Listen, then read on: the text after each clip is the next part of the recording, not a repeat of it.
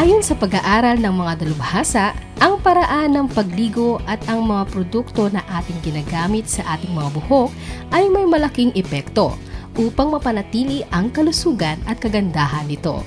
Mahalaga na malaman natin ang tamang paraan ng pangangalaga sa ating mga buhok upang maiwasan ang pagkasira nito.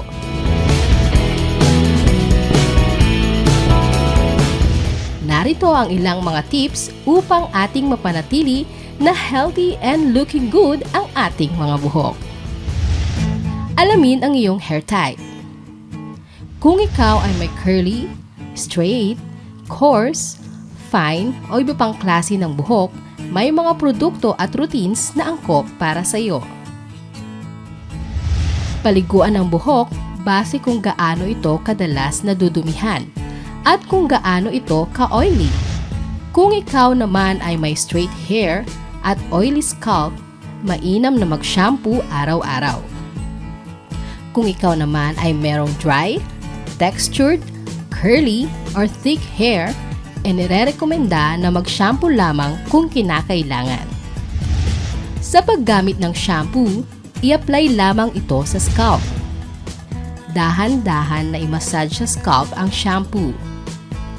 Sa paraang ito, natatanggal ang mga build-up products, dead skin, at excess oil na nasa anit at buhok. Naiiwasan din ang sobrang pagka-dry nito. Gumamit ng hair conditioner pagkatapos mag-shampoo. Tumutulong ito upang mapanatiling moisturize ang ating mga buhok. I-apply lamang ang hair conditioner sa dulong bahagi ng buhok kung ikaw ay may straight hair. Kung ikaw naman ay may dry o curly hair, i-apply ang hair conditioner sa entire length ng buhok. Sa panahong basa ang ating mga buhok, ito ay delicate. Kaya, inirerekomenda ang paggamit ng wide tooth comb sa pag-alis ng buhol sa buhok.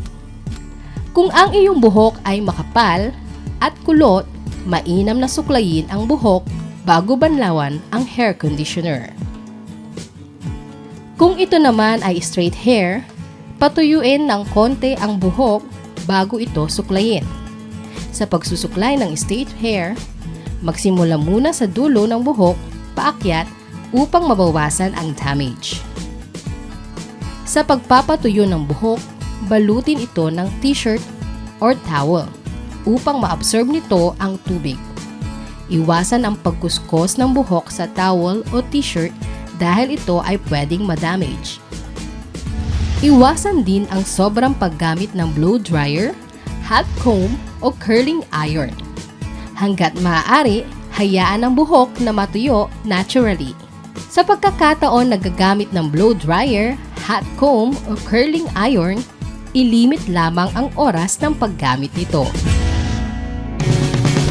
Sa ating paghahangad na magkaroon ng healthy and beautiful hair, kadalasan ay may nagagawa tayo na mas nakakasira pala sa ating mga buhok.